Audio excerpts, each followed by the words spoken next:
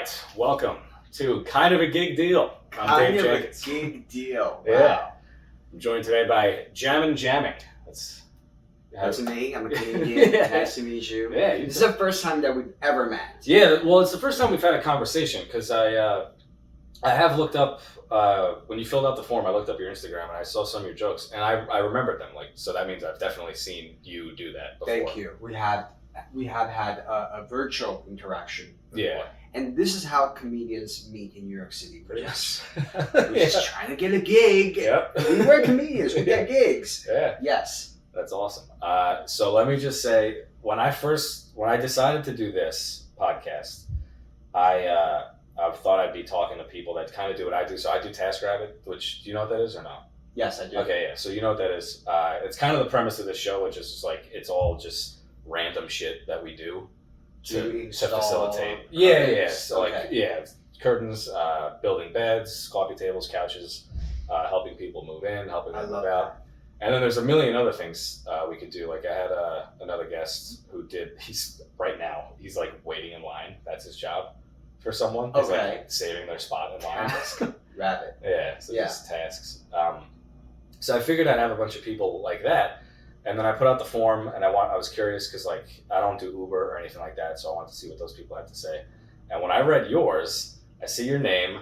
I remember the face. I'm like, okay, I know this guy's set. I think I know his general vibe. So everyone who has filled out the form is a comedian. They're the only ones that've seen it, yeah. Because wherever you saw it, that group on Facebook, that's the only place I've put it, I think, except for maybe my Instagram. So no doctors has ever come by. Well, no, because that's the point. Like if they had a real job, they're not allowed. But so anyway, so I'm going through that form and I see everyone's responses. And it's more or less what I expected, right? Like I'm seeing TaskRabbit, I'm seeing DoorDash, Uber Eats, stuff like that. And then I see yours.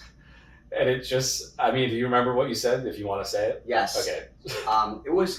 It's a gig, right? Yeah. It's just not permanent. A gig comes and goes. Yeah. It's ephemeral. Mm-hmm. Do you know what ephemeral? I don't even know what ephemeral means. It kind of means like it's out there in the ether. So I'm using ephemeral the right way. As right as people listening to this are probably going to understand. Okay. Yeah. So a gig is kind of like here and there. So one time I had a guy asking me to train him like a dog. How about that? That's the best thing. So train him like a dog. So what you said exactly. And he pays me. Well, yeah, that's important. I received cash. So the thing I put in the form was like, for people filling this out, was like, just describe the gig work in a few words. Like, don't give me the whole story.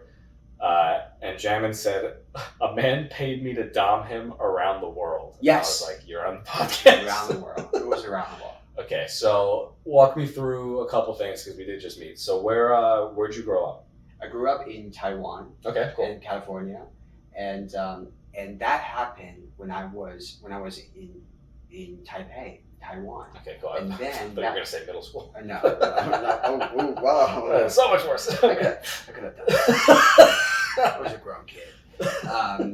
So that was okay. So you want me to go into the story or how I grew up? Is that? Well, also I just don't know you, so it's just context. Like, okay, context. So growing up, kind of like an international kid, and so I feel like people who are international have a more open mindset. Yeah, definitely. In my case, I'm too open. Okay. anything that goes.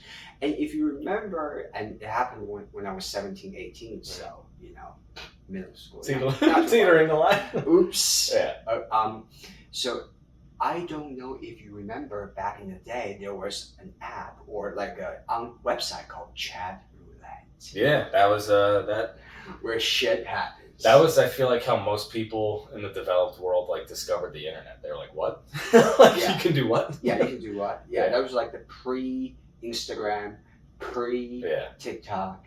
I think it was. Which one do you think is crazier, Chat Roulette or TikTok? Chat Roulette, because of the time. Like, it was like TikTok is like just a feed of just shoveling shit into your fucking mouth, and then but Chat Roulette was like, no, you got to show up. You got to sit down at the computer. It's not in your phone because that didn't exist. Okay, yet. So that's crazy. And you got to roll the dice, literally like roulette. Yeah, and I think TikTok is just as crazy, but I feel like Chat Roulette paved the crazy. Oh yeah, no, it was like It was kind of telling people like, oh, you think you could send emails? No, this is the full potential of the internet. Like, and for some reason, people think, like I don't know how you were back then. I was like 17 or 16, getting on there and just check random people. You see people from Brazil showing up. You see some asses. You see some boobs. You see some dicks. Okay. Some, yeah, some, a lot, all of them. 99%. Yeah. Occasionally, you have intellectual conversations. Yeah. Okay. Occasionally. Okay. So anyhow, I started talking to this guy from Switzerland. His name is Sam something. Okay. I guess I can say his name. Yeah, Sam. And you can tell that guy is like a wealthy guy, whatever. And I feel like people in our generation, we love being a sugar baby. I mean, it's nice. I think what I think it is. People before us, at least in America, but maybe everywhere else, like we're like pretty. It was like an obvious thing that they were going to one day own property. They were going to own a house and have a car and stuff like that. Whereas people our age are not so sure about that. So just to have someone take care of your needs, beyond like literally minus the sexuality part, just to be like, just take care of my shit. Like that's so appealing. Yeah. And so back then, started to talk to this wealthy guy online through chat roulette. 16, I was like, what the fuck? And you're in California at the time, or you're in Taipei? I was in Taipei. Okay, cool. Okay, and I just did not know what was going on. But for some reason, we kept in touch. Okay, so you can chat on chat roulette. You can always swipe off. Or whatever that was. Yeah. But we exchanged. I think it was Skype. Okay. We exchanged Skype. Makes that sense. was what it was back then. Okay. For the TikTok kids out there, Skype. Skype. It's like a rotary phone, but for FaceTime. I know. Yes, that's exactly what Skype was. So we changed Skype, and anyhow, 1 year in, 2 year in, we kept that conversation going. We were just like, how are you doing? What's going on? What's going on with school? How's developing going? Right. But were you scheduling conversations? Like you knew but you knew you would be talking to him at like 8 p.m. on a Tuesday, or like you would just log on and he'd be on at the same time? No, back then we haven't gotten into the gig yet. We were pre-gig. I just mean talking in general, like just like here and there. You knew you were gonna whenever you turn on the internet. Yeah. Okay. Cool. Now, if you don't turn on the internet is always there. Yeah, the internet is fucking waking you up, turning you on. God, this is the first time I feel old. It is weird. Right. Yeah. You go home, you turn on this laptop thing, and boom, you're connected, and do a message here and there. And then, when I was 18, I was in California, and he said, I am going to Korea. Would you like to meet?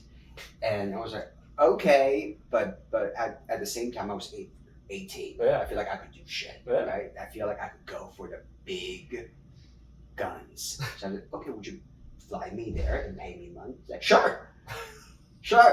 When you asked, what percent of your brain was like, this is a real question I'm asking, if he's gonna actually pay? Like, what percent of you was like, yeah, of course, I need to know if he's going to pay for this, versus like, wouldn't this be a funny thing to say?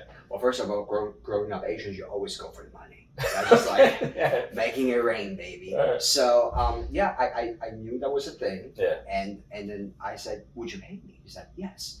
How much? I said, book me a flight plus $700, like USD. Okay. Yeah, but I didn't, detail on how long the trip is going to be. What's the contingency? Whether it be a notary public stamp, whether it be should my lawyers be present? None of that. So he said, and you know what? Do you know what really propelled me to ask that question? He was staying at Four Seasons. Okay. In Korea. Okay. I think Seoul was the city, and it was 10 years ago. So I was hopping on a plane. I flew over there. And I gotta tell you, like prior to me flying, like he was telling me to kind of like dog train him online. So I knew what I was walking into. Yeah. Who I was gonna be walking with a leash. Anyhow, so I've been doing that from online, and just like kind of like, he would type, would you insult me? And I was like, I would. You are a fucking asshole. Okay, bleep bleep bleep.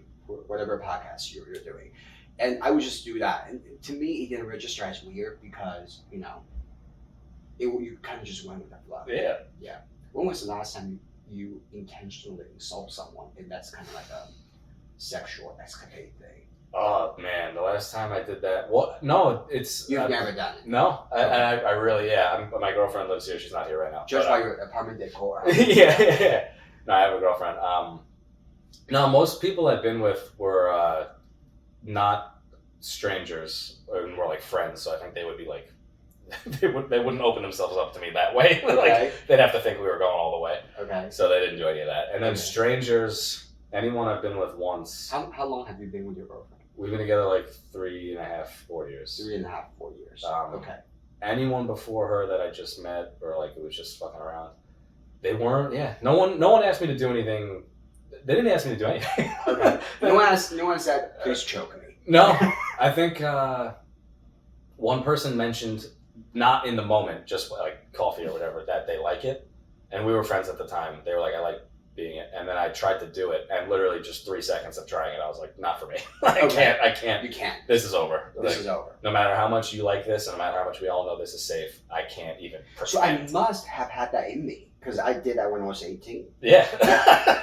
I was a dominatrix. Anyhow, I've been talking to this guy. He wanted to be treated like a dog. Okay, and he would woof in front of me. This is important. Did you have a dog growing up? No. Fuck. Fake it till you make it. Yeah, fake it till you make it. Yeah. This guy doesn't even know how to do a trick. No, I don't even know. So, how do you train a dog? I was like, thank God there was YouTube. Find their motivation, give them treats. Like, how do I give treats via internet? So, anyhow, I've been talking to this guy on and off for like 2 years, right? And every single time, he's the kind of CEO executives who travels around the world, and every time he would tell me what hotel he stays, and I can see from the background. Yeah. And back then there was no TikTok. Yeah, no virtual background. Couldn't fake a background. The background was the background. It was real. Okay.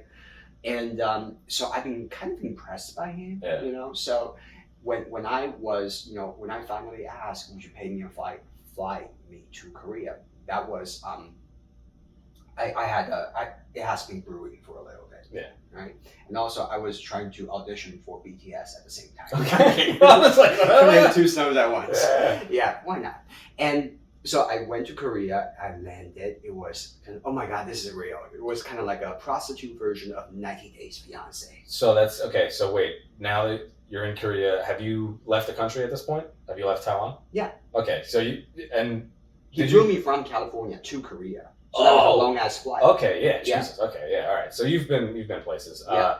Did they ask you? This is so corny, but I'm just thinking of like customs. They're like, for business or pleasure, and you're like, dude, I was a smart kid. I said, baby, travel, yeah, just for travel. Yeah. Yes, and I think when I landed in Korea, first of all, it was kind of like the start of K-pop. So I kind of wanted to go there anyway. Yeah, he popped my K-pop cherry. Among others. Literally, okay. So I was kind of like, oh my God, get a free trip. Someone flew me and I getting paid. I kind of felt it was being paid to do something kind of like, stupid and silly. Yeah. And you train someone as a dog, but you get a free trip and someone's going to pay for it. Okay. Why not? I told my parents I used my money to save up for this trip, but it was not true. Okay, so I finally met him, and he got me a car. How about that, right? Little guy with your name and everything? Yeah, it was totally normal. And when I walked into the hotel room, I was expecting to see him. Yeah. It was him and another dog trainer. No. Oh, wow, that's even... Oh, that's... I was expecting like dog, or he's in a costume, or a another fucking dog gun. trainer. Another dog trainer like me. Okay, this is a crazy ass story. I have a follow up story to tell that later. You can tell I'm blushing because this story is fucking real. Yeah. No. Okay. Wait. So before you keep going, did the other dog trainer look surprised to see you? Because you were surprised to see them, right? I was surprised to see there was another. Did dog they trainer, look at you like? Which was also like a teenage guy. Yeah. Yeah. I'm thinking of like the Spider-Man meme of like you both point at each other like. And the other dog trainer is Russian. Oh. Okay. Okay. Yeah. So. Russian people have crazy pets online. Like from I've seen. You know this? Bears and fucking tigers and shit. Yes. Yeah. Leopards. And so, okay, so I kind of know, okay, this is like two guys. I was asking that guy, Sam, is there another person coming? He's like, no, just you two. And, what am I, crazy? Now we're getting into the payment. Yeah. Because I feel like by that time, I have already received the payments, which was the flight. Yeah. Okay, I think it was like 1,500 pound, like round trip. Definitely. From Santa Monica to so Yinchuan Station. And okay, so I met the other dog trainer who looked so innocent, like this like dude who looked like the nicest human being in the world, and who knew that he flew. I didn't even know where he was flying from. I think either from Russia or London, because he was living in London back then. So anyhow, we all met in Seoul. Okay, me, the other dog trainer, Sam, the trainee. Yeah. Okay, we all met in Seoul in this hotel room, kind of grinding. I was hungry. So okay, before anything, he was about to pay me. Yeah, 1,500 USD. Wow. All right. Changed into Korean money. So if you know anything about Korean money, it was way smaller than USD. Yeah. So what? Like 1,500 USD is like. I don't even know the million. exchange rate. Yeah. I don't even know the exchange rates now, but it was wads of wads. That's how it's the. In currency. cash. Oh Yeah, my god, like that's cash. fucking. So I Funny. just got like this like rapper kind of Drake. Yeah. Lots of cash. I was like, okay, let me just put this in my suitcase. And okay, so first night, nothing happened. I was just arrived. I was hungry. We ordered room service.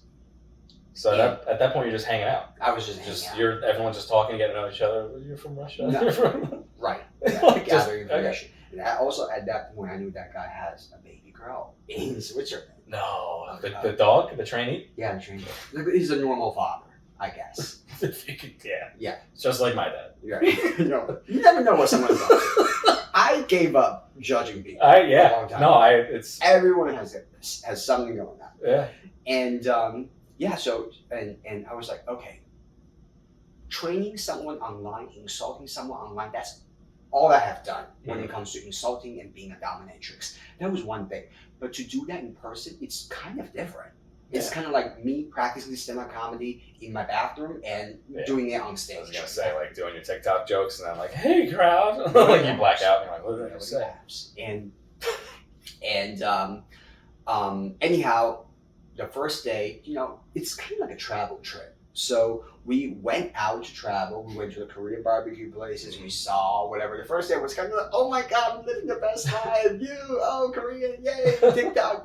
There was no TikTok, but whatever Korean tourist stuff I was up to. Yeah. So we did that. And the first night, I feel like, oh my God, this is the night I'm going to train. So he went to his bedroom. It was a very nice hotel. I think it was either Four Seasons or W. Yeah, so I believe it was as good as it gets. It was good. And he pulled out a suitcase and was all kinds of leashes. Yeah. He got a mask on. Oh my God. And I was like, okay, this is the moment I'm gonna start training people. I'm gonna start this dog trainer journey before WAGs, before anything. Before Caesar Milan and the Dog Whisperer, you were And then I was like, with that. Yeah. You're such a bad dog. You're such a bad dog. Sit down. Act like a dog. Oh my God. Give me your paws. Yeah. Everything. Did he ever like not understand where he's like, well, he's a human.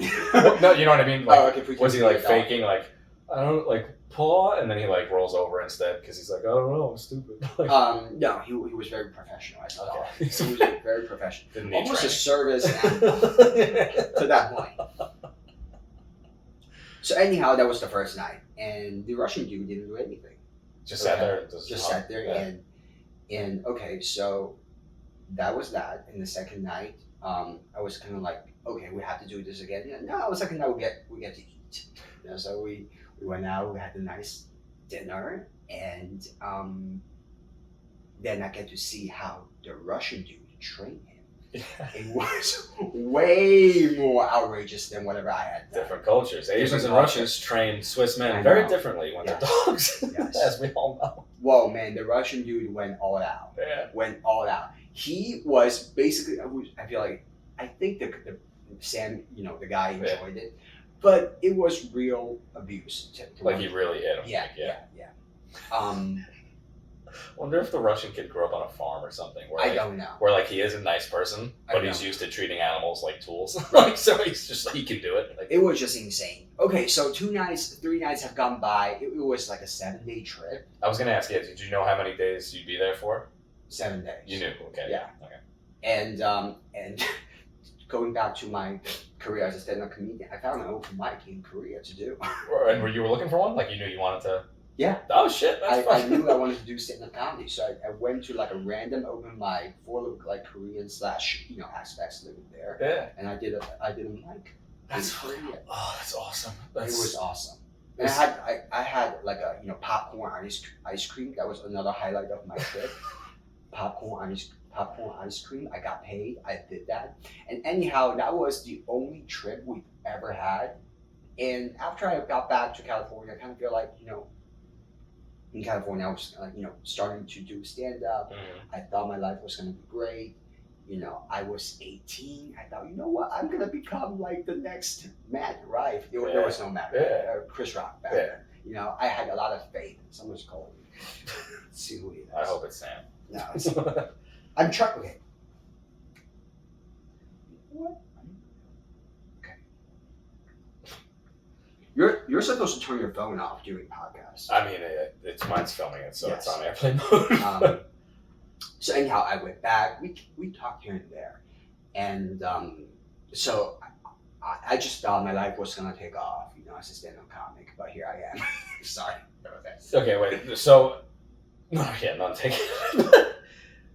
I have to ask. So there was just training. Like no one had sex with anyone. No one in Korea. No one had sex with. No one. That's the craziest thing. Yeah, it was. So technically, was I a prostitute? Not really. I mean, I don't think so. I think you were just into some shit. But it was. Was he ever naked or like hard or anything or? He was wearing an underwear. Okay, so he was like humiliated, sort of thing. And I could tell he was sexually aroused. Yeah. But there was no sex. I think that was the most beautiful part. There was no sex. Of all the beautiful parts of the story, that is one of them. Yeah. I'm glad and happy for you because it just sounds like an overall safe time. It was safe time. I had fun. It was a great trip. The only thing is, I wish I kept in touch with him.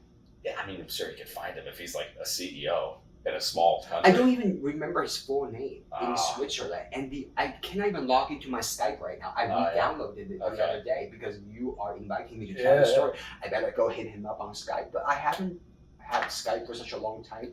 I don't even know how to log in. It was like I was registered using an AOL email, and now we have to get back to the email to log into Skype. But I don't even know how to log into the AOL emails. It was a whole mess. You gotta go using it for that. So I have lost in touch with that guy, Sam, from Switzerland. If you see this podcast, please reach out to me. This is my Instagram, my number, and another funny thing is me and the Russian guy.